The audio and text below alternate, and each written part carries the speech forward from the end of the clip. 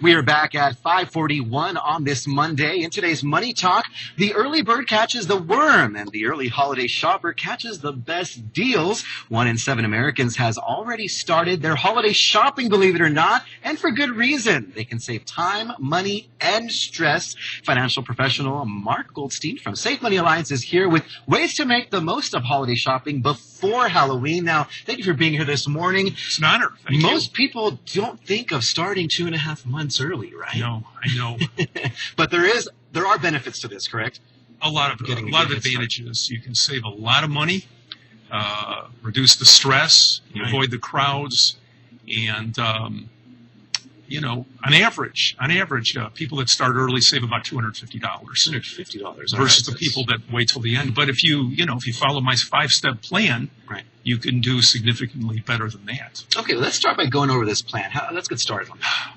Well, step 1. 5 steps. Okay, step 1 is the most critical, and that is to build a budget. Okay. And not just something in your head, but something concrete. You don't have to be tech savvy, but just, a legal pad, just a piece of paper with 4 columns. Right. Name of the person. Mm-hmm. So, Robert, I put you down, number 1 on my list. Suggested gifts, like what would you like? A car. Gift card at Starbucks. Okay, there you go. All right. Suggested budget, $50. Say $100. Okay. $100. That's a good gift card. I like that. It's a lot of Starbucks. Yeah. And then actual amount spent. Okay. And I just go down the list. I've got a certain figure in mind. Okay. When I run out of money, we're done. Okay. Right.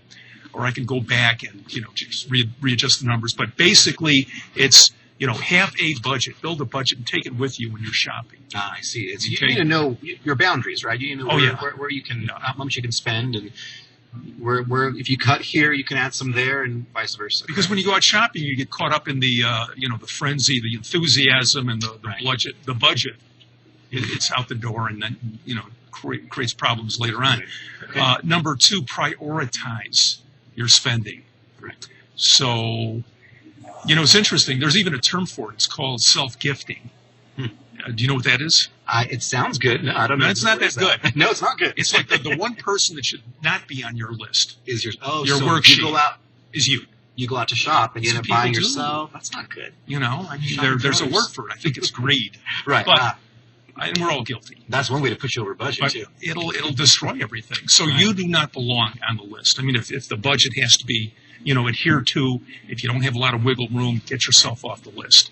And then there's certain people at the bottom, like I'll just share, last week my mailman busted my mailbox. He treats it like one of these baggage handlers at the airport. Right. It's like one move. He opens the door, shoves in the mail, and and he busted the door, so he's off the list. Okay. It cost him $100. That money's going going to the Wounded Warrior Project in his name. But he doesn't get it. Right. Okay, so anyway, and number 3 is shop for bargains, shop for sales. Okay.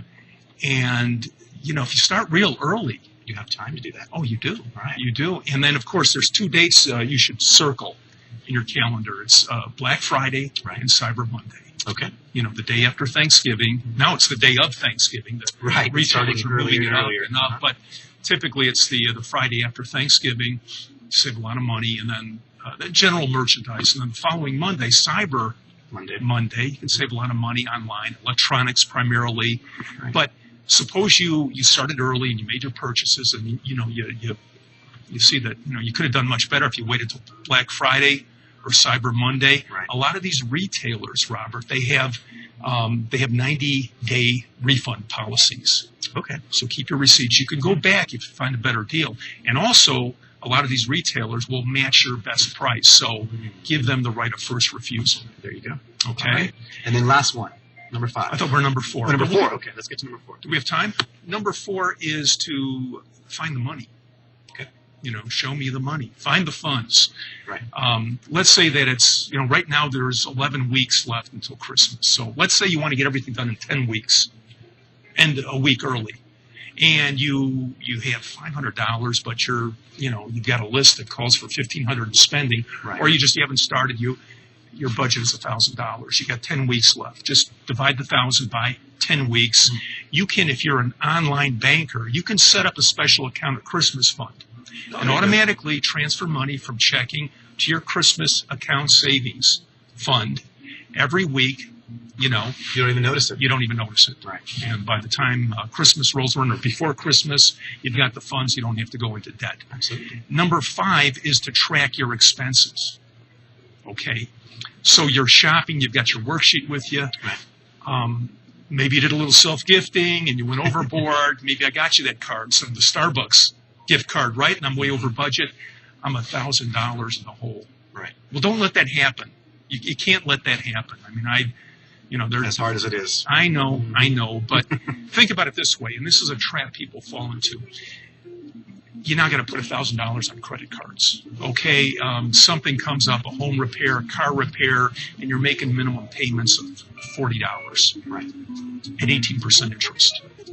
It would take you 42 months to pay off that debt, and you'd wind up on that $1,000 worth of purchases paying a total of $1,348. You don't want to be there. 35% more than your original price. So it's not a good idea. You do that, you're going to go through 3 more Christmases before you pay it off.